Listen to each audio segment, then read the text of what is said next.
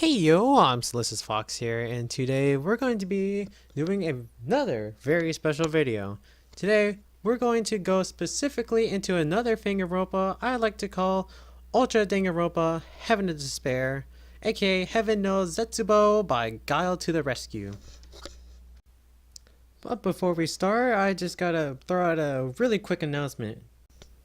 Due to the, let's say, abandonment of the creator Danganronpa from Spike Chunsoft, there has been a absurdly huge amount of surge within the Fanganronpa community. Meaning now there's going to be a lot more people who are looking for Fanganronpas to quench their killing games lusts or whatever. And I felt like it was my duty to help the creators spread the awareness of their Fanganronpas and help the viewers find the correct Fanganronpas to be hyped up for. Based off this, for the next couple of videos, I'm going to be specifically targeting some up-and-coming Fanganronpas that show the most promise, and although it may be underrated according to communities with their lack of followers and awareness, and basically overshadowed by huge Fanganronpas like Kill Cure, Rebirth Voices, and Super Danganronpa Another. But if you can't settle for really hugely hyped Fanganronpas, we can get you hyped up for something a little more petite. These Fanganronpas are basically the biggest contenders for being another major Fanganronpa. One of these contenders is a bit of a diamond in the rough. Something that I've been following myself for quite a while, since almost the beginning of the creation. Something that really piqued my interest ever since the first picture on their Tumblr page. Ultra Danganronpa Heaven of Despair. If you already know, I've said at the beginning of the video and it's in the title description, and yeah, I don't know why I'm repeating it, but that's what I'm gonna do today. What I'm specifically going to do today is basically get the rundown on the entire Fanganronpa in here, basically the scenario, and of course the description of the students and the headmaster and whatnot. I will describe their talent, basically what their talent is, what they do, and I'll try to pronounce their name the best I can on my excellent Japanese speaking. And I don't know if this is even Japanese, but it's probably Japanese. We'll just assume these are all Japanese names, and of course read the description, try to what their story was, their background, all that crap. And maybe I'll try to predict whether they're gonna live or not, whether they're gonna be killer, mastermind, all that crap, and what their standing is in the cast among all the other students. Confused? Yes. So am I. To prevent any more confusion, I'm just gonna get started. So let's get started, shall we? First off, let's discuss what Heaven no Zetsubo, or however you spell it or say it, what it is, and what makes it unique among all the other Fanganronpas. First off, let's read the description. Following a new group of 16 talented students into the grand opening of the Heavenly Academy for the Blessed Children, also known as Eden Academy. With yet another twisted, exciting, heart-pounding, despair-inducing killing game brought to you by Guile to the Rescue. And the story protagonist of this story is going to be Rei Akayashi, a considerably ordinary young man who is a soon-to-be student of Eden Academy. He lives a normal yet uneventful life. He isn't a particularly unique person, as mentioned in the story summary, and of course he was invited to Eden Academy. No, he doesn't know why, but apparently he's just gonna go and see what he can do, what things he could change, and although he himself admits that anyone else could be admitted besides him for his lack of, talent, he believes this is his one chance and he has one last chance to make things right. I'll explain more on Rei in the future once I actually do his character introductions, but that's the basic premise of this Fanganronpa. The project description does say it's heavily inspired by the first Danganronpa animation, Danganronpa the animation, obviously, and the time zone of it occurs around that era as well, around the first Danganronpa, Trigger Happy Happy. What else makes this very unique is I've seen some of the GIFs they put on the Discord, and the animation they've provided for these for example, the counter cut in and the rotation of the actual logo and all the other arts, their wallpapers, the fan arts, and all that crap, characters, illustrations are actually pretty unique. Although the characters do look the same as any other Fanganronpa, there is some animations in here that pique my interest, something that you won't normally see. It's really smooth, as in if it was actually in the animation, and that's what makes it pretty, I say, up there. Since there's not a lot of information about the Heaven and Despair itself, and the academy, and the backline of the stories, I might as well just get into the character introductions right now.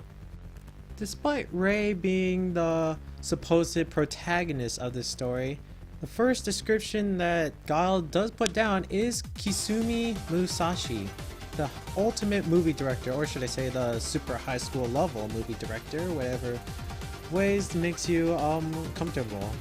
She's apparently a really good supporting lead, and I feel like she's gonna be the best girl to Rei, maybe, because apparently she has a lot of description from Rei. According to these descriptions, I'm supposing that Rei wrote these and feels like she has a lot of trust to her. She's very strong-willed, confident, always full of energy.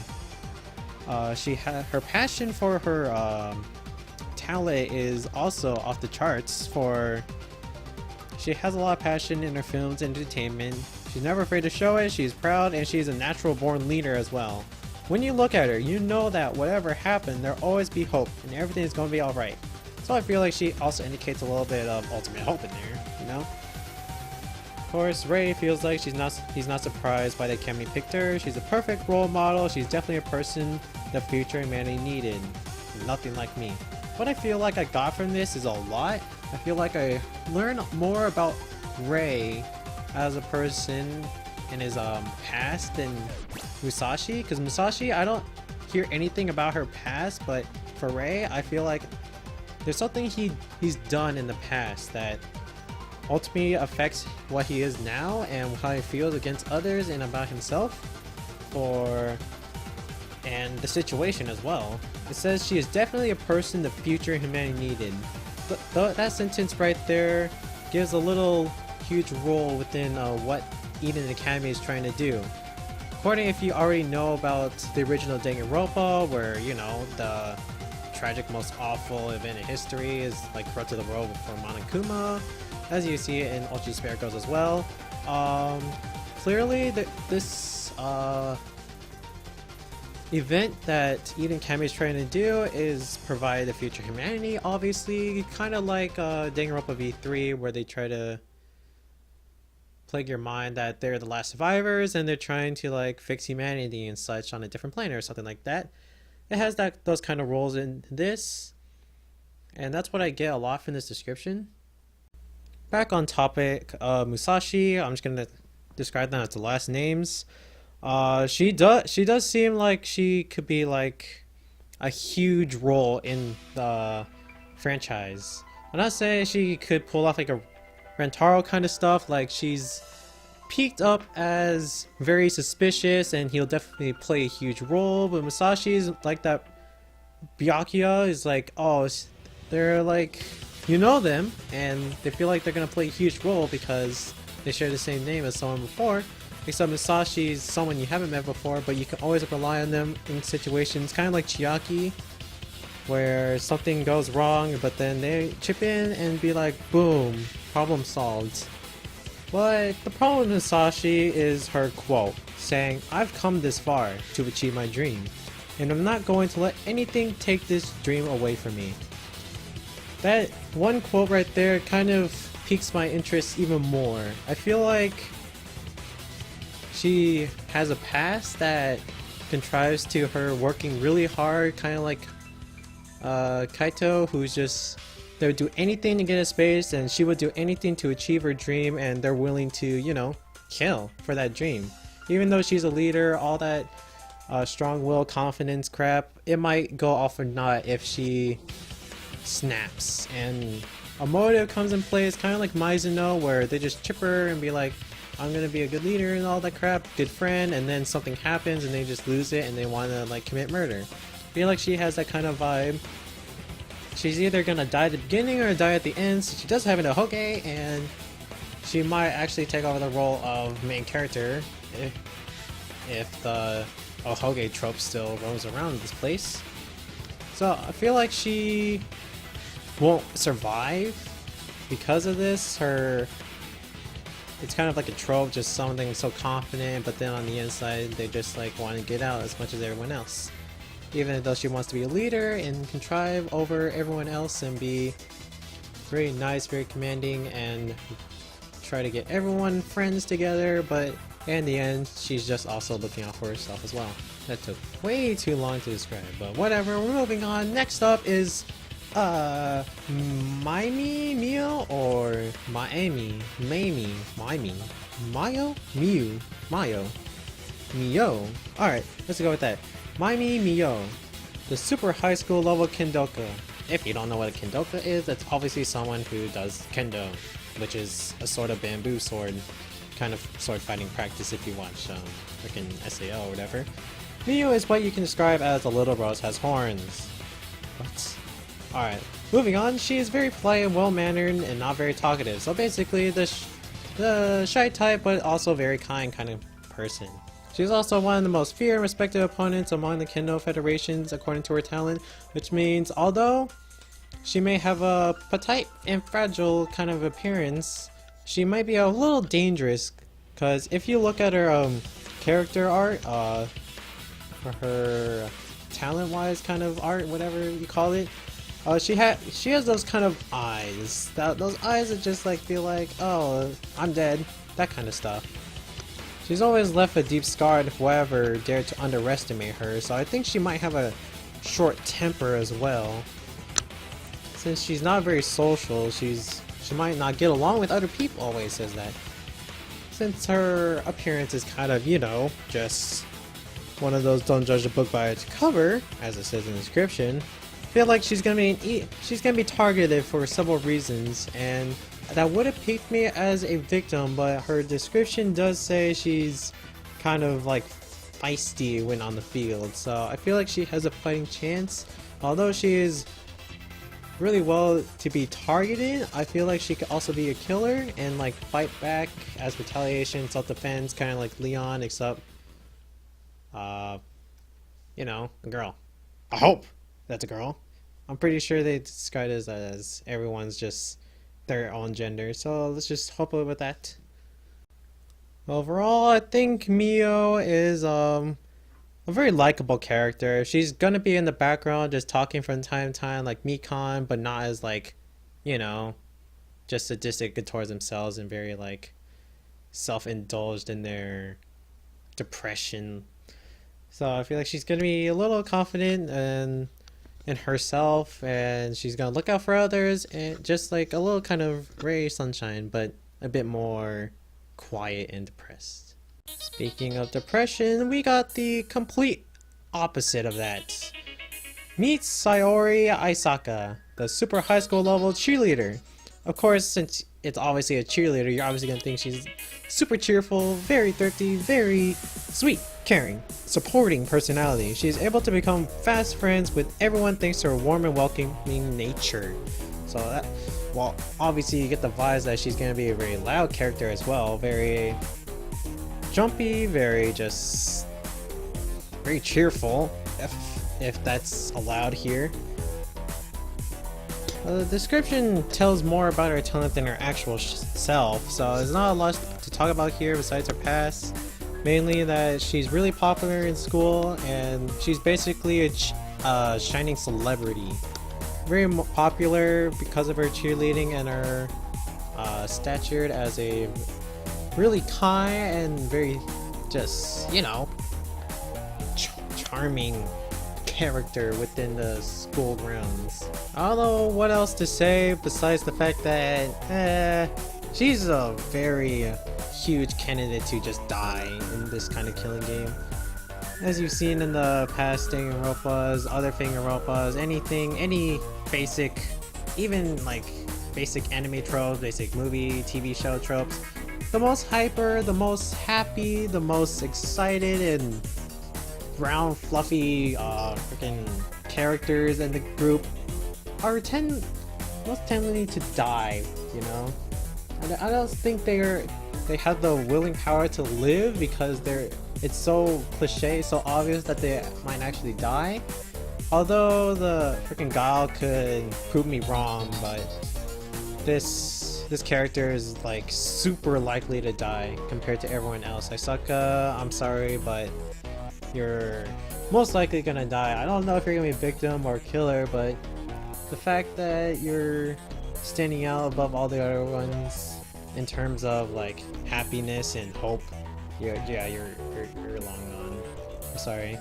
So I hope I can change my mind once I say you're my favorite. Once the actually video introductions come in and you describe more about yourself, then I might change my mind, and hopefully I would love to have you survive till the end. Just going out in the world, being happy, making other people happy, spreading hope like the cheerleader that you are. Alright, I guess it's time to tone down a little bit. No offense to him, but next up is Rakuro Diva, the super high school level motorcycle racer. Once again, the description shows more about his past than his actual personality, but that's due to the fact that Ray actually admits that he doesn't know much about Diva. Diva apparently was a racer, according to him. He's renowned to be the fastest, fiercest, and most prestigious racer of the era, being the nickname Ghost of the East. But due to his career history, people don't know a lot about him. A lot of people don't know why he quit racing. Apparently he was a lone wolf and very, you know, just outside the group, not really connecting towards the others, that kind of personality. And according to Ray, he says that Diva does have one of those tragic past kind of eyes. It's clear from Diva's quote that he says, "Reliving the past will only hurt you, but sometimes it's just hard to forget." So clearly Diva's past has a huge impact on what he is now, sort of like Ryoma from V3, kind of just all that his talent doesn't describe him anymore. He's just another regular person who's seen as dangerous, and his past is just really impacting on him. But a little bit less, since, you know, Diva probably didn't like kill the entire mafia and experience life in jail. Diva quit on his own, so clearly something has happened, quite less dramatic than Ryoma, but along those lines.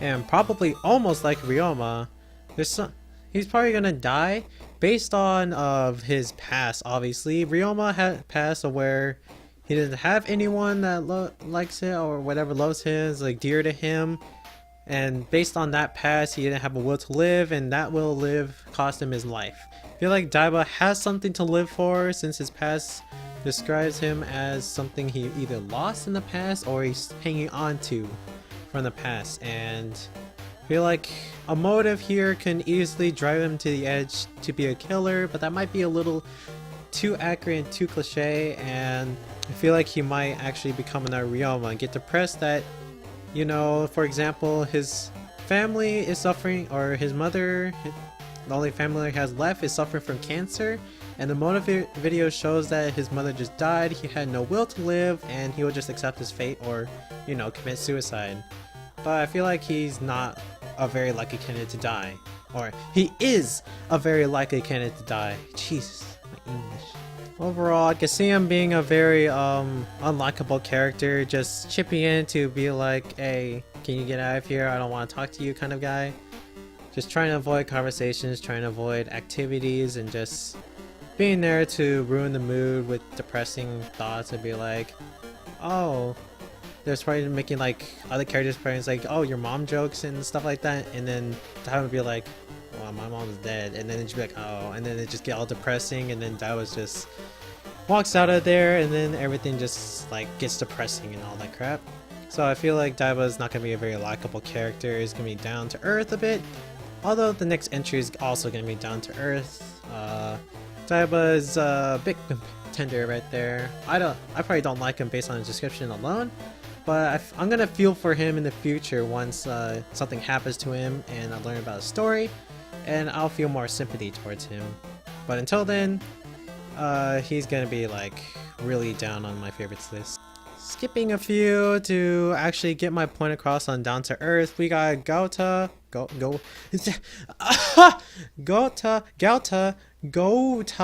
Karoge, the super high school level mangaka. Karoge is a realist, and Ray says he doesn't take that lightly. Like I said before, he's the most down-to-earth person I know. Basically, someone who's very serious about what they say. It's literally literal. They speak their head, they really speak the truth, they rarely tell lies, of course, unless it doesn't benefit them. And yeah, he likes manga. He likes anime. He's a weeb. So am I. I mean, talent-wise, I would like him because, you know, I like anime, I like manga, and if he were to write with some of the mangas and anime that I've read and watched, then yeah, I would definitely like him. He's basically the creator of them. He was one of the author of one of the most popular anime adaptation over the past years. Of course, talent-wise, I like him. His personality, not so much. He's gonna do stuff like tell people it's like, oh yeah, that dress does make you look fat, or it's like, oh yeah, he killed him just to be with his family. He's selfish. I would never do that kind of stuff. That could put a thorn in your side. But when he's not telling the truth and being a big pain in the ass for people who don't like to admit the truth, he's often seen just running mangas. And when he does that, Ray describes it as someone who's basically a child and really excited about what they're doing and very passionate. I feel like when he actually says this, Ray's just admitting to himself that he doesn't have a passion of his own, and he's just really jealous that other people can have these kind of talents and not him. I'll obviously get more into Ray once I actually get to him, but overall, for Karoge, talent-wise, I feel like he's gonna be really interesting. On that daily lives, he's just talking about mangas. I feel he's gonna do a lot of references to actual animes and stuff when the videos actually come out. So that'd be pretty interesting. But his attitude may cause others to, like, you know, be kind of down the dumps, just kind of mad at him. I feel like this might actually get him killed, but due to the fact that the information on here is kind of balanced, I can't really say for sure whether he's gonna live or not. But for that reason, I'm just gonna say he lives because there's not enough reasons why he should die, besides him being a minor character to others and being basically useless in trials. That'd be the only reason why he would die. But for now, I'll just say he's gonna live. Next up is probably gonna be one of my most favorite characters on this list.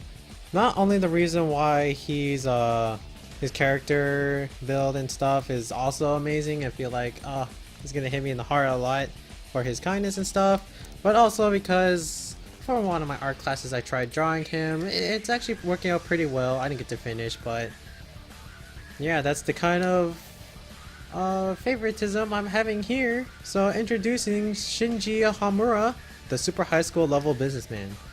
To sum him up, he'll basically be a very kind and compassionate Byakuya Togami. Basically, he's going to be the next heir to a really successful, influential company in the country, Hamura Industry. He's expected to take over soon after his father in the coming years. He's obviously very mature based on stature. He's very kind. According to Ray, one of the nicest person he ever met. He never thought a person like him could still exist. So that's saying a lot for him, how he's the perfect person. Kind of reminds me of freaking Gonta. So if you're gonna combine Gonta's kindness and Byakuya's talent, it would be along those lines, except probably Shinji's a lot more composed as well. If you were to have anyone that's gonna be perfect, very convenient, despite his large and strong, intimidating form, basically a Gonta. He's basically Gonta Byakuya if you were to ask for the perfect person. Someone who's rich and very kind, so like, oh, I need $5, like here's $10, like wow, what a great friend, you know? Those kind of friends. They're just like so nice and they know what they're doing and they're really aware about the people around them. He's just so kind, and that's what it's very you can tell why he's gonna be one of my favorites based on his description alone. Even his quote describes him so well. I believe that there is still good in the world. I will create a future where no one has to live in fear and misery. And I'll make it happen as long as I'm still breathing. I know that quote feels me inspiration, but that's kind of like a dead trope right there. Something that's someone's gonna be like basically the heir to a major company like Byakuya. Either the company is gonna go down while Shinji is, or freaking Hamura is still alive and breathing. The fact that he says, as long as I'm still breathing, that's kind of death tropey, you know? And since he's big, he's gonna be like Gonta just dying during the fourth trial. Something really sad. It's gonna be really sad when he dies. Well, I hope he is. I hope he doesn't turn crazy, but I feel like it's gonna be a very sad trial again. Everyone's gonna be crying, everyone's gonna be sad, and I hope that's what happens. Please, God, please make that happen if he's gonna die. But I also hope he lives, because he's gonna also contrive a very happy atmosphere once he gets out of the world. If you're going around the Danganronpa trigger happy havoc kind of situation, he's definitely be a part of the future foundation or whatever, and just, you know, spread happiness and fix the world right up. It'd be pretty amazing. But as all my favorites tend to die early on, Hamura is definitely gonna be one that's also unlikely to survive, even though I really want him to. But the fact that he's a little bit too perfect, and the kind of tropes within the descriptions say that he's probably going to die. Whether he's going to be a killer, victim, again, I don't know. But for the same as the ultimate cheerleader, I'm assuming that he's going to die. Next up, oh god, how do you pronounce that? Ryunosuke Yukimura, the super high school level poet. Based off what I've read from his description alone, I feel like he could have a Korekio vibe, because basically it says he has that charming aura radiating out of him that differentiates himself from the others. Whenever he says something, you can't help but stop and listen. All the eyes in the room fall towards him, as if it was on his personal show and we are all his audience.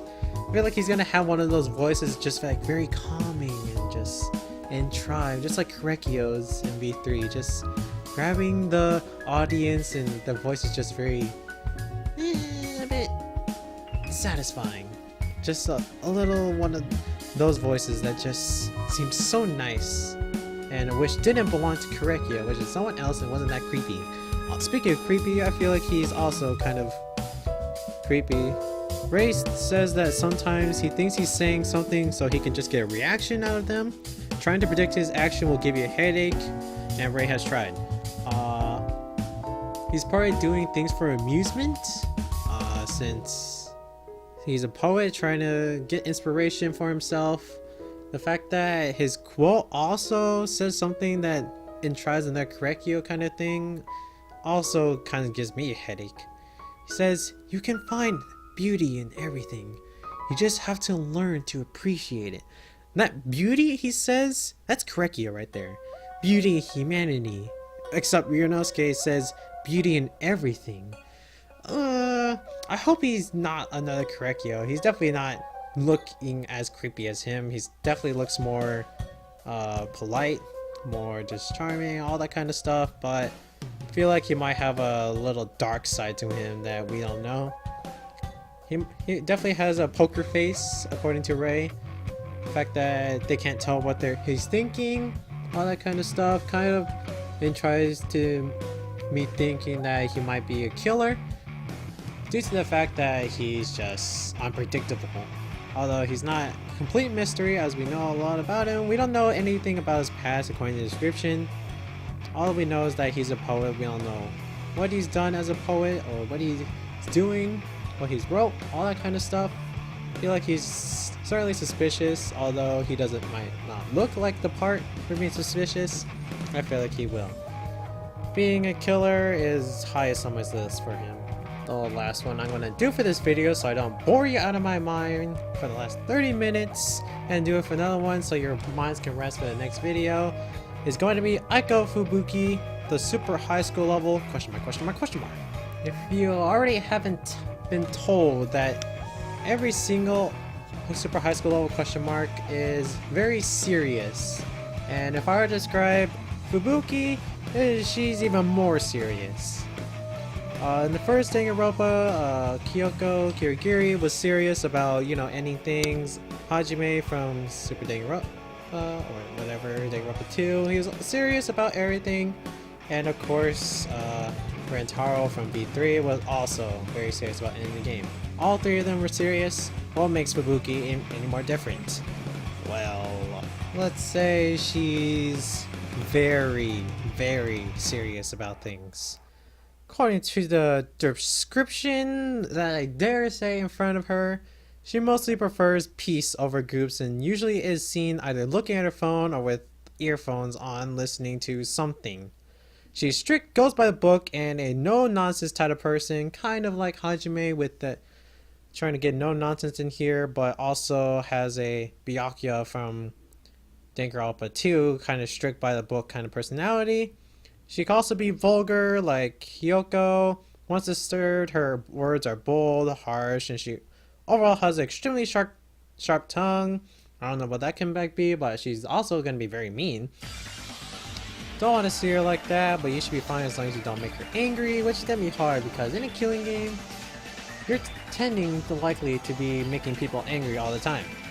She never elaborates anything further on what her talent is, so obviously that's going to be a given. Her talent's probably going to be important in the future, and we'll just have to wait and see what that is.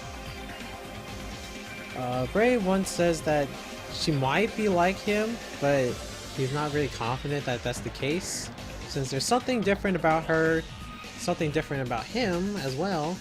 So again, this is kind of contriving the fact that he's getting depressed about describing other people in descriptions. The fact that we're reading his descriptions of other people means that Ray describing other people plays a huge factor within the game.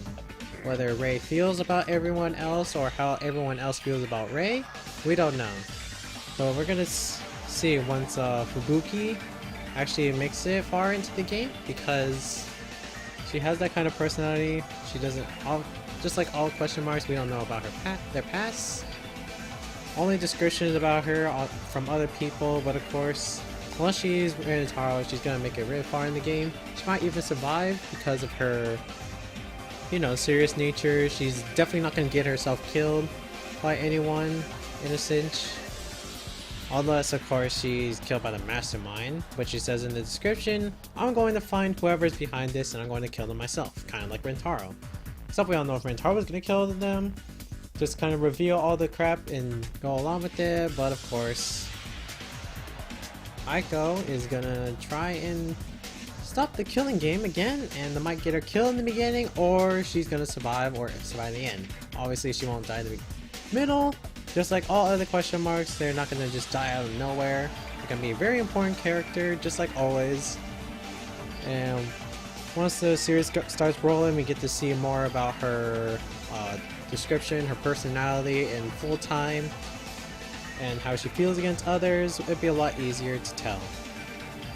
And that's gonna be it for this video. It's gonna be part 1 out of part 2, because if I did the other 8 students, or 9 students of this cast, it's gonna be 1 hour long, and I don't know if you guys have a big enough attention span for that kind of stuff. Of course, listening to me and my confusing kind of notions and bantering, all that jargon and crap, you'd be clicking off, and I don't want that. I might as well just have made like individual videos on this to make maximum effort, but I want to be convenient to you and just make all of them at once, but I'll just split it in half so it'd be convenient for you, convenient for me.